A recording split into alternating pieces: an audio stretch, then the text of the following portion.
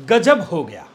कर्नाटक में कांग्रेस ने चुनाव जीतने के कई दिन बाद राहुल गांधी को जननायक बताया है और ट्वीट किया है। और ट्वीट में दो कद्दावर नेताओं के साथ उनकी तस्वीर ट्वीट की है। आप ये देखिए ना। और ये तस्वीर जो है ना, कल 4:16 पर ट्वीट की गई है। मगर ये क्या, ये दोनों तो अलग अलग तस्वीर है, दोनों के साथ अलग अलग तस्वीर। ऐसा पहले तो कभी नहीं हुआ दोस्तों। क्योंकि आपको याद होगा, मध्य प्रदेश चुनाव को याद कीजिए, जब चुनाव में इन्हें जीत मिली थी तो 13 दिसंबर 2018 को जो वहां के दो दिग्गज थे, कमलनाथ और सिंधिया, उनके साथ एक साथ तस्वीर ट्वीट की गई थी। और याद है ना क्या लिखा था? ये राहुल गांधी के हैंडल से तस्वीर ट्वीट की गई है। The two most powerful warriors are patience and time. Leo Tolstoy का कोट है जो कोट किया गया था।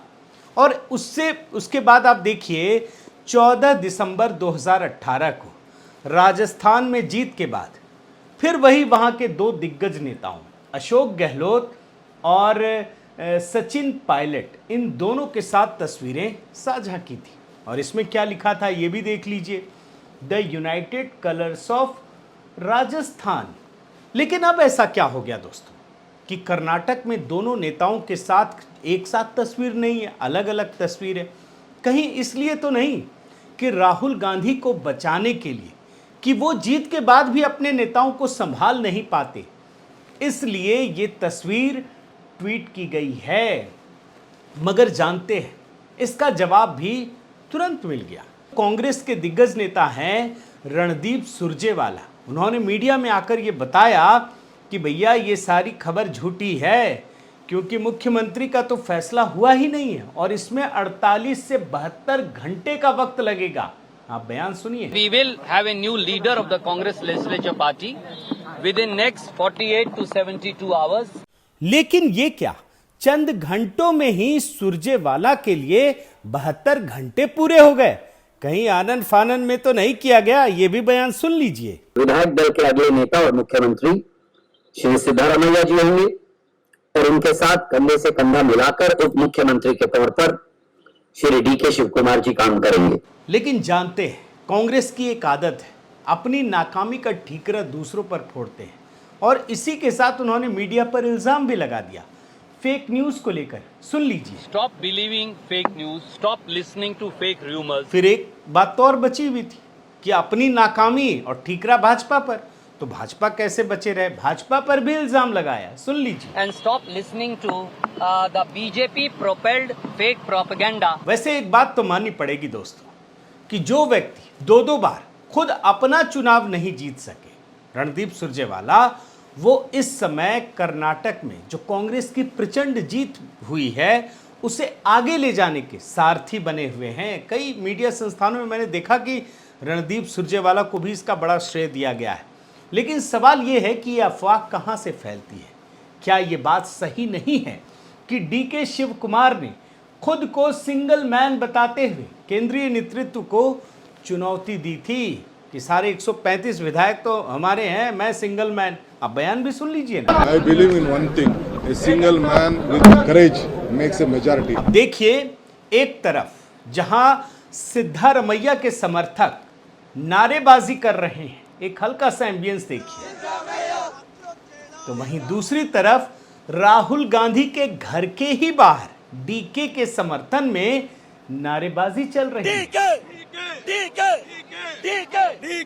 और यही वजह है दोस्तों कि जब मैंने राहुल गांधी की जगह कांग्रेस के ट्विटर हैंडल से राहुल गांधी की तस्वीर इन दो नेताओं के साथ अलग अलग देखी तो मुझे हैरानी हुई। लेकिन जल्द ही एक और खबर देखने को मिली और ये बड़ी ही दिलचस्प खबर है। इसे देखते ही तो आपको भी बहुत कुछ समझ में आ जाएगा। राहुल गांधी की छुट्टी तय हो गई है। आप ये देख लीजिए, इस बार बड़ी जीत मिली है तो वो 10 दिनों के लिए अमेरिका जा रहे हैं। है ना मजेदार खबर? साथियों नमस्कार, मैं हरिश्चंद्र बंडवार। कर्नाटक चुनाव पर बड़ी दिलचस्प चीजें देखने को मिल रही हैं। उससे जुड़ी हुई कुछ आपको जानकारी दूं जो मेन स्ट्रीम मीडिया उस तरीके से आप तक पहुंचाता नहीं है। वो खबरें उसे मैं छांट कर लाया हूँ। लेकिन उससे पहले आपको मैं एक दिलचस्प चीज़ दिखाता हूँ। ये जो लेफ्ट लिबरल वाले पत्रकार है ना, उसमें एक बड़ी विचित्र चीज़ दिखाई पड़ी है। और आप ट्वीट देखिए, इसमें एक पत्रकार हैं, बड़ी पत्रकार हैं, ये शिव कुमार को सबसे बेहतरीन नेता मानते थे। ये पूरा जो सिस्टम है, इकोसिस्टम लेफ्ट लिबरल, वो मानता था जब इन्हें अध्यक्ष बनाया गया था। लेकिन आज वही सिस्टम डीके शिव कुमार में खामियां निकाल रहा है और सिद्धारमैया की पैरवी कर रहा है। तो ये तो कहते हैं ब्रांडिंग, कि किस समय किसकी ब्रांडिंग करनी है, इस इकोसिस्टम को पता है। लेकिन एक बात तो दोस्तों आपको बताऊं, जो आपको हर जगह दिखेगी, कि कांग्रेस को जो ये ऐतिहासिक जीत मिली है, उसमें दो चेहरों का सबसे बड़ा योगदान है। उसमें डीके शिव कुमार की मेहनत और सिद्धारमैया का चेहरा बताया जा रहा है। लेकिन जानते हैं, डीके शिव कुमार अपनी मेहनत को कांग्रेस की जीत मानते हैं और मुख्यमंत्री बनना चाहते हैं, तो सिद्धारमैया अपने चेहरे को जीत का प्रमुख कारण मानते हैं और मुख्यमंत्री बनना चाहते हैं। और जानते हैं, आप देख सकते हैं, मैंने बहुत सारे एनालिसिस को पढ़ा, आपने भी पढ़ा होगा, लेकिन अधिकांश लोग इतने सारे लेख पढ़ नहीं पाते। लेकिन जब मैंने बहुत सारे आर्टिकल्स को पढ़ा तो ये पाया कि राजनीतिक पंडितों के लिए धर्म और जाति कांग्रेस की जीत का प्रमुख कारण है, लेकिन कांग्रेस के नेता खुद को इस जीत का बड़ा कारण मानते हैं। और कांग्रेस भी इस बात को मान रही है कि एक तरफ शिव कुमार और दूसरी तरफ सिद्धारमैया, और दोनों को संतुष्ट करना है, क्योंकि आने वाले समय में लोकसभा चुनाव भी है। दोनों के अहंकार को भी संतुष्ट करना है, इसीलिए किसी फॉर्मूले की खोज हो रही है ताकि दोनों नेताओं को शांत किया जा सके, दोनों को कुछ ना कुछ दिया जा सके। तमाम रस्साकशी के बाद कर्नाटक के जो दो नेता आपस में लड़ रहे थे, फूटी आंख नहीं सुहा रहे थे, अब दोनों मान तो गए हैं, सहमति बन गई है, जो मीडिया खबर दिखा रही है। लेकिन शिव कुमार ने यह खुलासा कर दिया है कि वो गांधी परिवार के आगे झुक गए हैं। What to do? Have to go to AICC president and the Gandhi family. वैसे आपको अब मैं याद दिलाता हूं कि 2000 कर्नाटक में जो आज हुआ है, जो डीके शिव कुमार की मेहनत से जीत मिली है, ये पूरा का पूरा इतिहास 2018 में भी दिख चुका है, जब सचिन पायलट के नेतृत्व में अशोक गहलोत के साथ मिलकर कांग्रेस ने भारतीय जनता पार्टी को हराया था। उस समय भी भाजपा को एंटी इनकम्बेंसी का सामना करना पड़ा था। आज तो भाजपा का वोट प्रतिशत भी वही है, लेकिन एंटी इनकम्बेंसी थी, तो जो बाकी लोग हैं, जो दूसरी पार्टी जेडीएस के लोग हैं, वो जाकर कांग्रेस में मिल गए और इसीलिए कांग्रेस को ये प्रचंड जीत मिली है। और आज भी दोस्तों याद रखिए, ये पूरा का पूरा कॉन्टेक्स्ट समझना इसलिए ज़रूरी है, तभी आपको कर्नाटक का वर्तमान तो दिख रहा है, लेकिन फ्यूचर क्या है ये आपको समझ में आएगा। जैसे आज डीके शिव कुमार और सिद्धारमैया के बीच संघर्ष चल रहा है, वैसे ही राजस्थान में भी सचिन पायलट और अशोक गहलोत के बीच सत्ता के लिए संघर्ष हुआ था।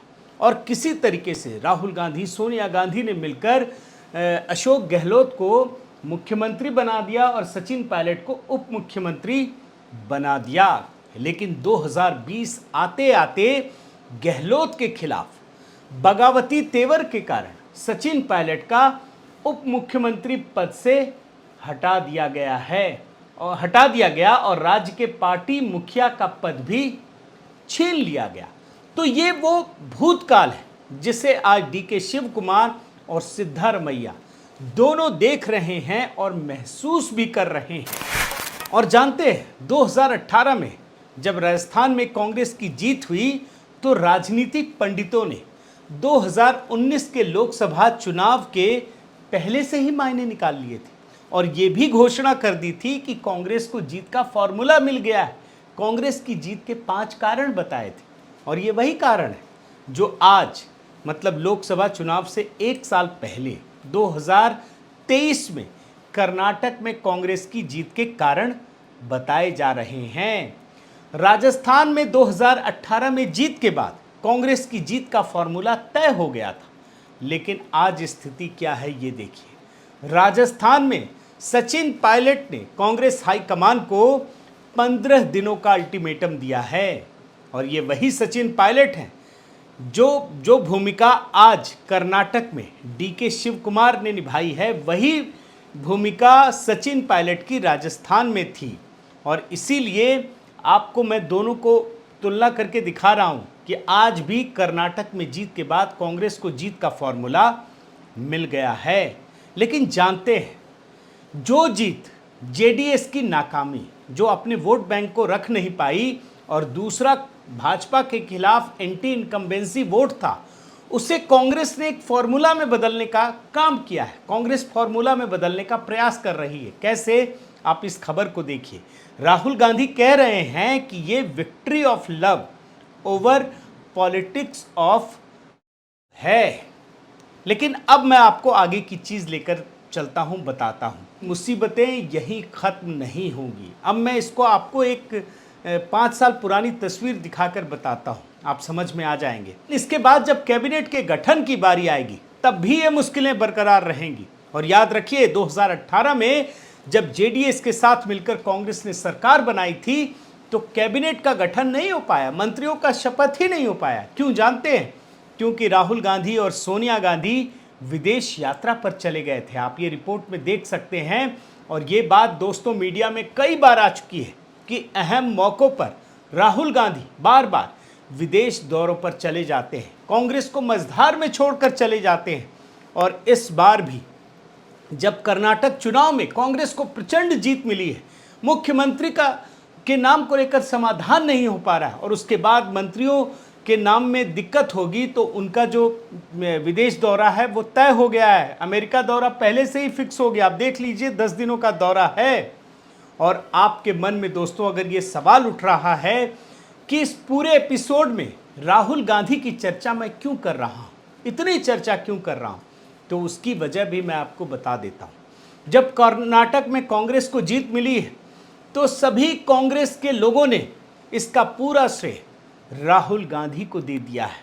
मुख्यमंत्री के चयन में भी राहुल गांधी की भूमिका महत्वपूर्ण है और इसीलिए राहुल गांधी के रोल की चर्चा बहुत ज़रूरी है। साथियों, कांग्रेस के पास हर बड़ी से बड़ी मुश्किल का एक समाधान है। 3 तरीका है। या तो उस मुश्किल की तरफ से नज़रें फेर लो या फिर उसके समाधान को लटकाते रहो। लेकिन जब 2 लोग लड़ते हैं ना, तो जब ये टलते जाता है तो बड़ी सारी आशंकाएं जन्म लेती हैं। फिर उसके बाद जो निर्णय होता है ना वो थोड़ा आसान हो जाता है। ये कांग्रेस को लगता है। आप इसके पूरे पैटर्न को देखिए, इसमें आप दूसरी किंतु परंतु चीज़ों को मत देखिए। और तीसरा तरीका ये है कि जब कुछ ना हो, समाधान ना निकले या जब तक ना निकले तब तक इसका पूरा ठीकरा मीडिया और भारतीय जनता पार्टी पर फोड़ दो कि ये तो भाजपा की साजिश है। मगर इस सब से ऊपर राहुल गांधी है जो ऐसी परिस्थितियों में अक्सर विदेश चले जाते हैं और पूरी कांग्रेस लीडरशिप, जो सेंट्रल लीडरशिप है या बाकी तमाम नेता हैं जो इनके पुराने धुरंधर हैं, जो भले ही चुनाव जीते ना जीते, लेकिन उनका पूरा का पूरा जो वो है लॉयल्टी है वो गांधी परिवार की तरफ होता है। वो राहुल गांधी को इन मुश्किलों से उबार कर बाहर निकालने में लग जाती है। अब इसमें राहुल गांधी को तो अपना समाधान मिल जाता है, लेकिन राज्य की जनता का नुकसान हो जाता है और ये चीज़ें आज भी देखने को मिल रही हैं। बहुत बहुत धन्यवाद। आपसे निवेदन है साथियों कि आप मेरे इस चैनल को ज़रूर सब्सक्राइब कीजिए, लाइक कीजिए, शेयर कीजिए, कमेंट कीजिए और इस बेल आइकन को प्रेस करना मत भूलिएगा। नमस्कार।